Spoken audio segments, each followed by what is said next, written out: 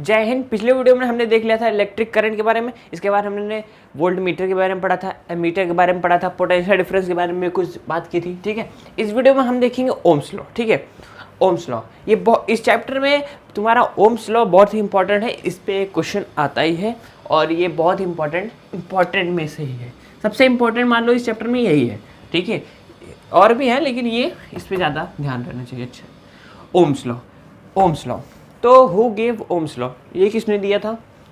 Ohm's law दिए थे एक जर्मन फिजिसिस्ट ने, उनका नाम था जॉर्ज साइमन ओम। ठीक है, जॉर्ज साइमन ओम ये जर्मन फिजिसिस्ट थे। ठीक है, और इन्होंने ही दिया था ओम्स लॉ। ठीक है, ओम्स लॉ किसने दिया था? जॉर्ज साइमन ओम। ठीक है, अब ओम्स लॉ है क्या? ओम्स लॉ मतलब है क्या? ओम्स लॉ के बारे में हम पढ़ेंगे अच्छे से। ठीक है, what is Ohm's law.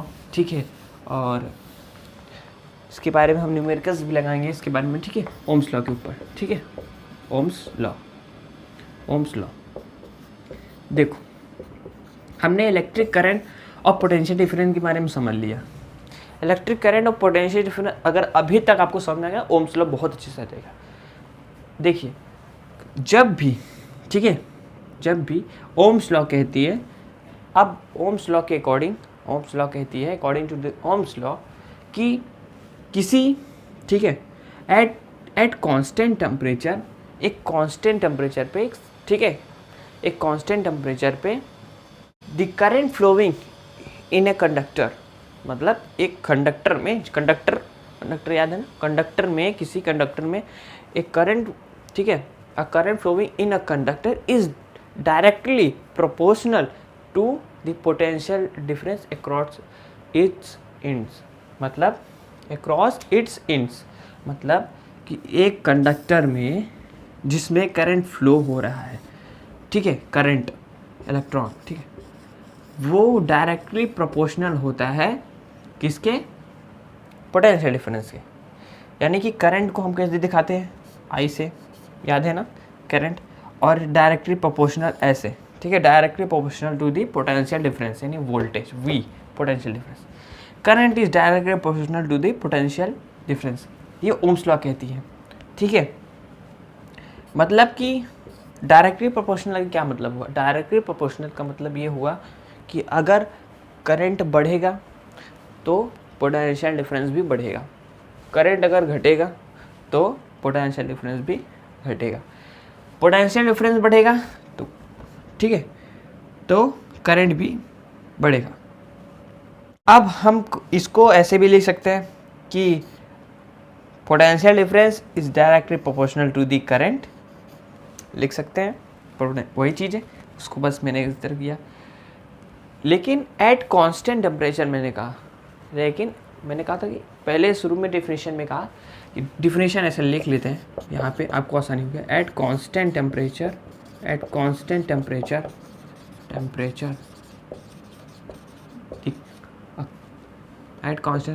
A current flow in a conductor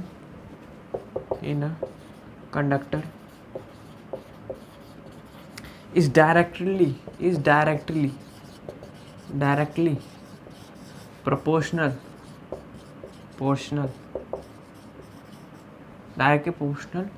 to the potential difference, यानी कि voltage, potential difference across its ends। मतलब ये कोई कंडक्टर है, इसके दोनों एंड में इसके पोटेंशियल के डिफरेंस, ठीक है, वही है कि across potential difference across its ends. ठीक है, इसके दोनों, ये अंतिम वाले छोर पे ये 2 पॉइंट है।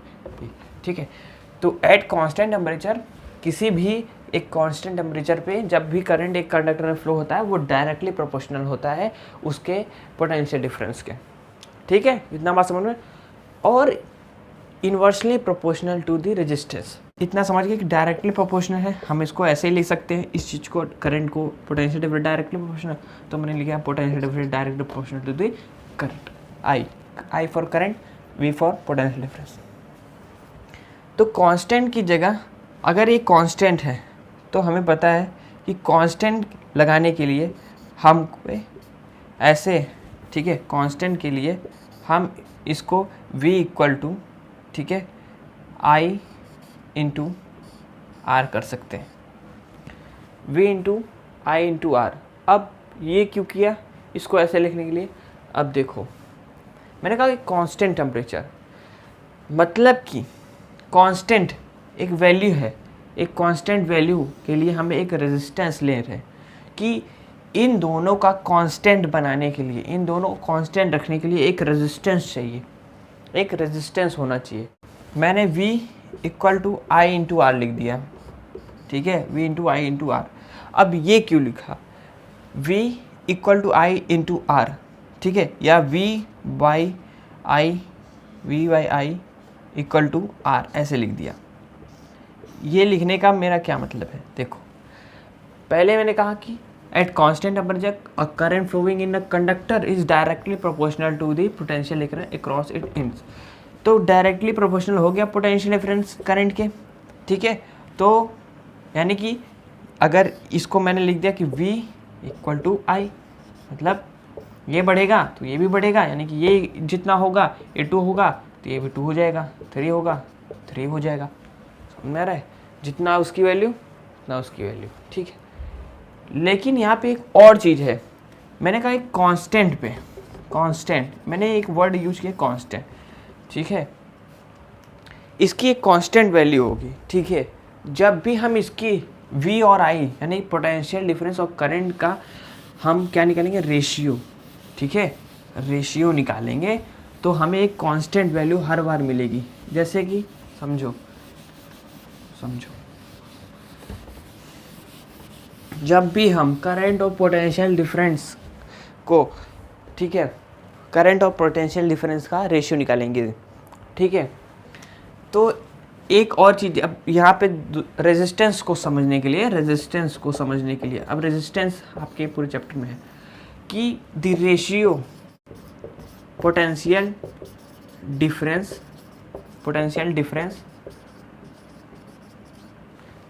Difference the ratio of potential difference applied, ठीक है, applied between the ends of the conductor, ये definition लिख लो, between the ends of the conductor, या दिमाग में भी बैठा लोगे तो उतना भी काम चलेगा। the ratio of potential difference applied between the ends of the conductor and the current flowing through it, and the current flowing through it a constant quantity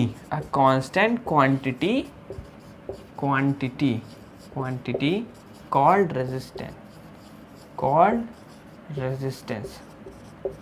क्या मतलब हुआ इसका?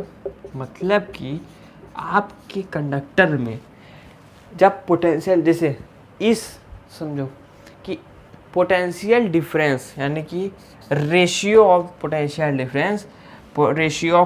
Difference applied the end of the conductor and, और जो उसमें current जा रहा है इसके रेशियो का एक कांस्टेंट क्वांटिटी होगा, एक कांस्टेंट होगा, ठीक है, एक कांस्टेंट क्वांटिटी होगी, ठीक है। उस कांस्टेंट क्वांटिटी को हम रेजिस्टेंस कहेंगे, ठीक है, उस कांस्टेंट क्वांटिटी। तो यानी कि इसका रेशियो का एक कांस्टेंट क्वांटिटी आएगा जो कि इक्वल होगा उस कांस्टेंट क्वांटिटी जिसको हम रेजिस्टेंस कहते हैं। v by I equal to R, ये ओम्स लॉ है। समझ में आया? इन दोनों का एक कांस्टेंट वैल्यू आएगा। मैंने कहा ये डायरेक्टली प्रोपोर्शनल है, पहले बोला कि जब पोटेंशियल डायरेक्टली प्रोपोर्शनल है करंट के, यानी कि ये बढ़ेगा तो ये भी बढ़ेगा, ये बढ़ेगा तो ये अगर, ठीक है, तो अगर ये मान लीजिए कुछ 3 है, ये भी 3 हो जाएगा, ये 4 है तो ये भी 4 हो जाएगा। तो ये देख रहे हैं, अब इसके रेशियो अगर निकालने जाओगे 3/4 ठीक है। अगर 5 ये है, ये भी 5 ठीक है, 3/3 3/3 3/3 5/5 4/4, ये कांस्टेंट क्वांटिटी आ रही है कि नहीं? ये तो रेशियो है ना, वही तो रख रहा हूँ। ये यहाँ पोटेंशियल डिफरेंस, एक करंट रख रहा हूँ, ये देखो इसकी कांस्टेंट क्वांटिटी आएगी, उसको हम रेजिस्टेंस कहते हैं। ठीक है, मतलब कि उस कंडक्टर में पोटेंशियल डिफरेंस और करंट को, ठीक है, करंट को मेंटेन करने के लिए एक कांस्टेंट क्वांटिटी चाहिए, एक कांस्टेंट क्वांटिटी जिसको हम रेजिस्टेंस कहते हैं। तो रेजिस्टेंस क्या है? एक कांस्टेंट क्वांटिटी है, ratio of the ratio of the potential difference और जो करंट उसमें जा रहा है। एक कंडक्टर में जो उसका पोटेंशियल डिफरेंस है और जो करंट है उसके रेशियो का एक कांस्टेंट क्वांटिटी, V/I का एक कांस्टेंट क्वांटिटी होगा रेजिस्टेंस, उसको हम रेजिस्टेंस कहते हैं।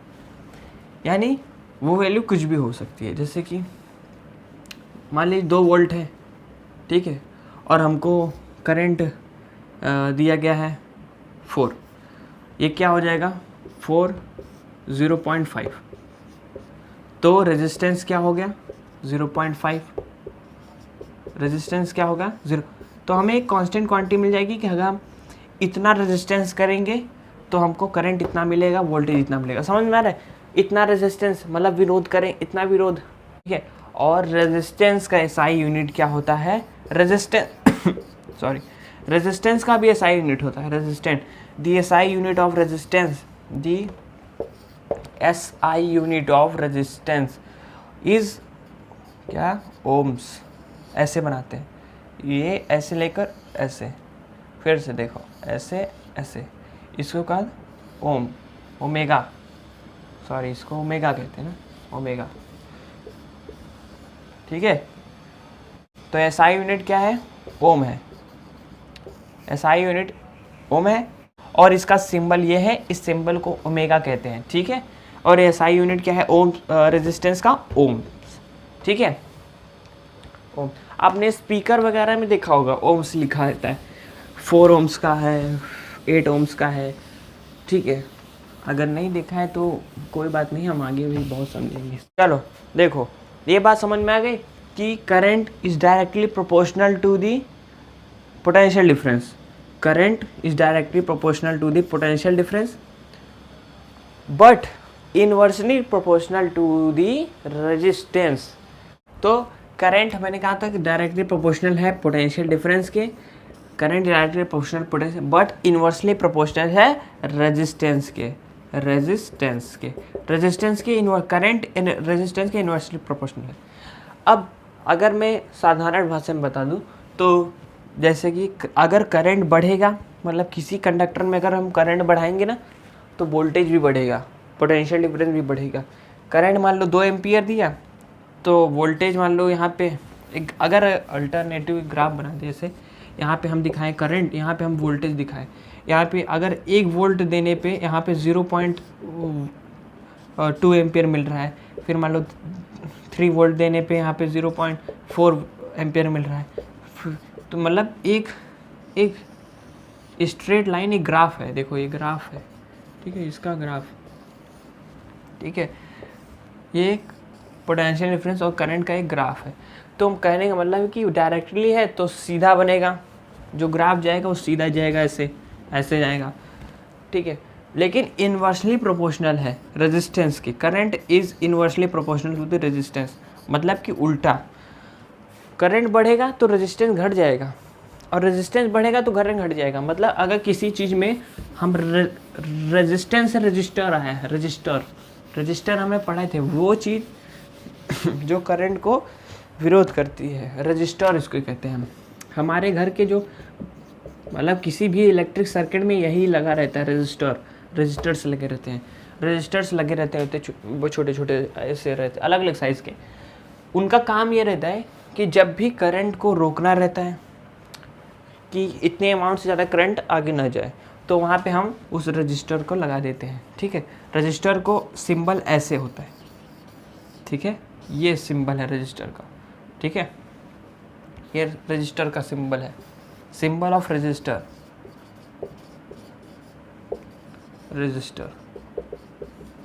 ठीक है, यानी रेजिस्टेंस ये रेजिस्ट करता है किसको, करंट को, यानी कि करंट ज़्यादा, करंट अगर बढ़ेगा,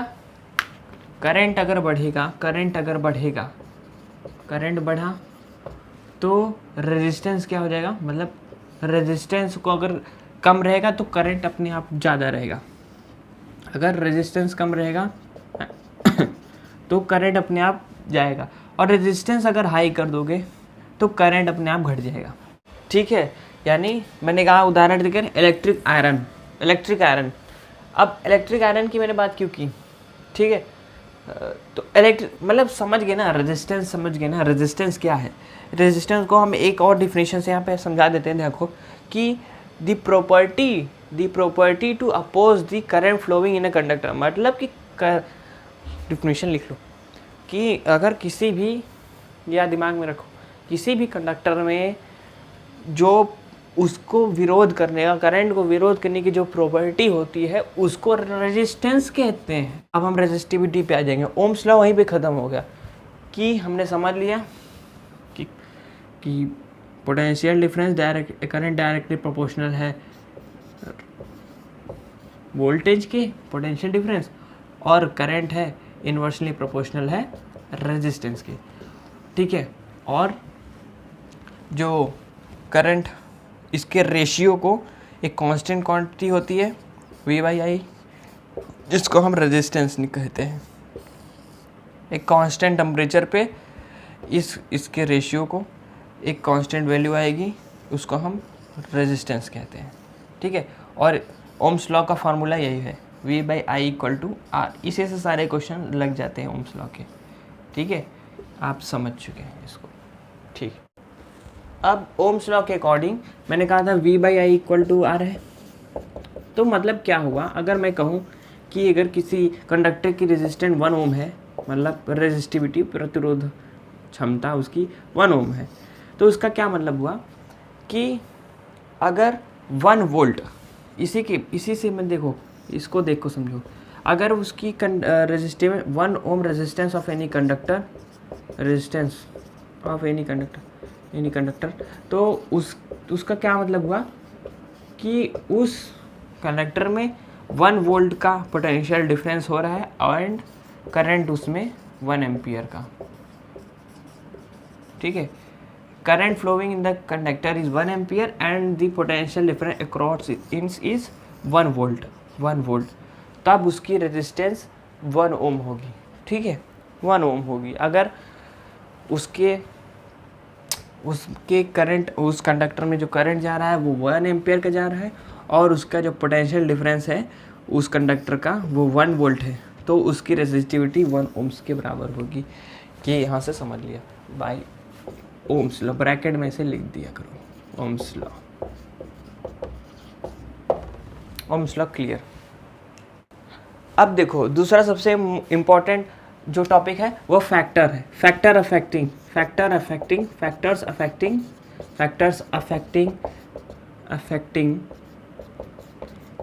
द रेजिस्टेंस ऑफ एनी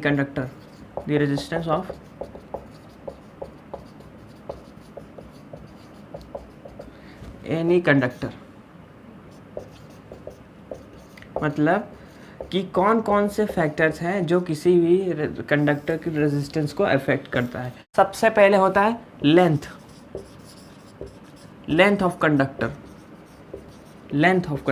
मतलब लेंथ, किसी भी कंडक्टर की अगर आप लेंथ बढ़ाओगे, मतलब उसकी लंबाई बढ़ाओगे, तो उसकी रेजिस्टेंस बढ़ती है, ठीक है।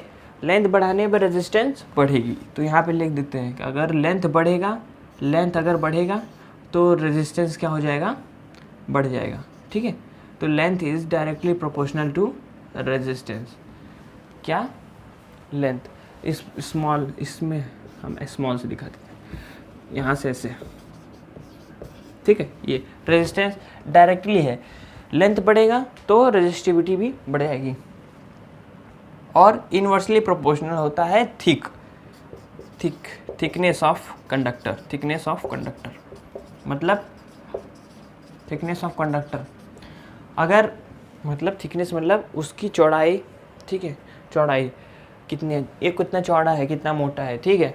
अगर कोई ज़्यादा, अगर वो पतला रहेगा, थिन रहेगा, तो उसकी रेजिस्टिविटी ज़्यादा रहेगी। देखा, अगर थिकनेस कम है, थिकनेस कम हो जाएगी तो रेजिस्टिविटी अपने आप बढ़ जाएगी। और थिकनेस, ये उल्टा देखो एरो बना रहा हूँ, थिकनेस अगर कम है तो ये रेजिस्टिविटी अपने आप बढ़ जाएगी, और थिकनेस ज़्यादा है तो रेजिस्टिविटी अपने आप कम हो जाएगी, मतलब उसमें ज़्यादा करंट फ्लो होगा अगर ज़्यादा मोटा होगा, ठीक है। अब देखिए यहाँ पे एरिया क्रॉस सेक्शन की बात हो रही थी ना। अब देखिए यहाँ पे जैसे थिकनेस की बात किया मैंने, ये थिकनेस, तो थिकनेस क्या है, थिकनेस तो एरिया ही है ना, थिकनेस एरिया ही है, ठीक है। अगर, ठीक है, थिकनेस एरिया की बात हुई ना। अरे देखो ये यहाँ पे मान लीजिए एक वायर है, ठीक है, एक कॉपर हो सकता है, ये रॉड है, ठीक है, रॉड या कॉपर का हो सकता है, एल्युमिनियम का हो सकता है, ठीक है। तो ये जो वायर है, ठीक है, तो इसकी जो चौड़ाई है, मतलब चौड़ाई का मतलब थिकनेस, तो वो एक प्रकार एरिया ही ना, वो सर्कल का एक प्रकार के मतलब सर्कुलर का शेप में है, तो वो एक एरिया है, ठीक है। तो इस एरिया पे डिपेंड है, थिकनेस पे डिपेंड है।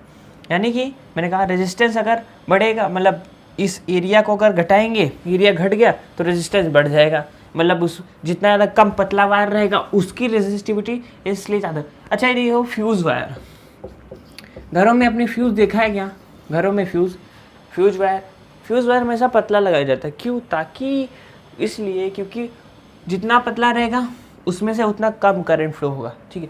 अगर बहुत लोग तो ऐसे बना देते हैं फ्यूज़ वायर इतना मोटा, जो नहीं जानते, ठीक है, तो उसमें क्या होगा कि ये इसमें ब्रेक नहीं हो पाएगा, ठीक है, ये ब्रेक नहीं हो पाएगा सर्किट, और ये लगातार ये इसमें करंट बहता रहेगा, हाई करंट, ठीक है।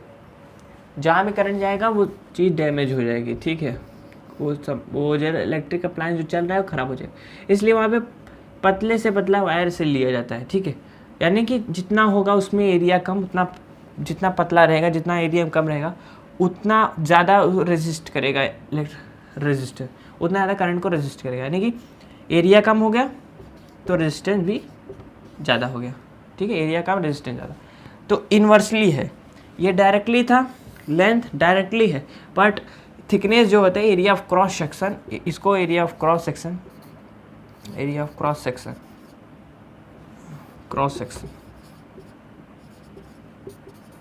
ठीक है, area of cross section inversely होता है। तो रेजिस्टेंस मैंने यहाँ से हमने ले लिया था डायरेक्टली, तो ये डायरेक्टली है लेंथ के, और इन्वर्सली रहेगा तो नीचे लेंथ के, तो R इक्वल टू L/A, यहाँ तक अभी मिल गया हमको, यहाँ देखते रहिएगा, ठीक है। अब तीसरा जो मेजर फैक्टर है, मेन, ठीक है, नेचर ऑफ द मटेरियल, मतलब किस मटेरियल का है वो बना, ठीक है, एल्युमिनियम का है, कॉपर का है, या नाइक्रोम का है, या टंगस्टन है, ठीक है। उस मटेरियल पे डिपेंड करता है कि उसकी रेजिस्टिविटी क्या होने वाली है, ठीक है। जैसे कॉपर या सिल्वर, देखो सिल्वर सबसे बेस्ट होता है, मैंने कहा था सबसे बेस्ट कंडक्टर यही होता है मेटल में। इसके बाद कॉपर आ जाता है, ठीक है, तो उसकी रेजिस्टेंस कुछ अलग होती है। एल्युमिनियम का अपना होता है, टंगस्टन का अपना होता है, नाइक्रोम वायर का, जैसे नाइक्रोम होते हैं ना, टंगस्टन, ठीक है, टंगस्टन वो जो फिलामेंट लगा रहता है ना बल्ब में, जो फिलामेंट बल्ब में रहता है वो, और नाइक्रोम जो यूज़ होता है हमारा हीटिंग एलिमेंट में, ठीक है, मतलब इलेक्ट्रिक आयरन में, ठीक है। तो वो क्या होते हैं, बहुत ही हाई रेजिस्टेंस मेटल्स, एलॉयज़ होते हैं, ठीक है, एलॉयज़ होते हैं, हाई रेजिस्टेंस के मेटल एलॉय होते हैं। वहाँ पे क्या होता है कि उसकी करंट रेजिस्ट बहुत करते हैं, ये हीटिंग एलिमेंट में लिया जाता है, और इसको टंगस्टन को हम लाइट के लिए, जहाँ पे लाइट का यूज़ करते हैं वहाँ पे हम इसका यूज़ करते हैं, ठीक है।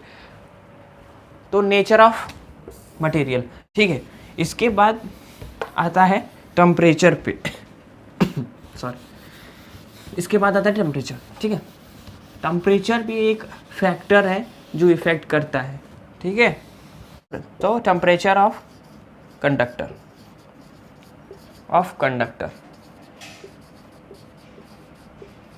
ठीक है, टेम्परेचर। तो टेम्परेचर क्या हुआ, देखो तो टेम्परेचर की बात कर रहे थे कि अगर किसी कंडक्टर का टेम्परेचर बढ़ रहा है यानी कि ऊपर जा रहा है, यानी कि हीट हो रहा है, एक तरह से ऊपर की तरफ जा रहा है गर्मी, तो वहाँ पे क्या होगा, उसकी रेजिस्टेंस जो है वो भी इंक्रीज हो जाएगी। मतलब उस वायर की जो रेजिस्टिविटी है, मतलब करंट को रोकने की जो प्रॉपर्टी है वो भी बढ़ने लगी, ठीक है। लेकिन जैसे ही उसका जो टेम्परेचर नीचे आएगा उस कंडक्टर का, तो हाईएस्ट करंट फ्लो करेगा, मतलब मैक्सिमम करंट जाएगा, ठीक है, करंट, तब रेसिस्टिविटी लो हो जाएगी, ठीक है। समझ में आया? पहला फैक्टर लेंथ, दूसरा फैक्टर थिकनेस या एरिया ऑफ क्रॉस सेक्शन कह दो, थर्ड है nature of the material, and fourth है टेम्परेचर ऑफ कंडक्टर, ठीक है।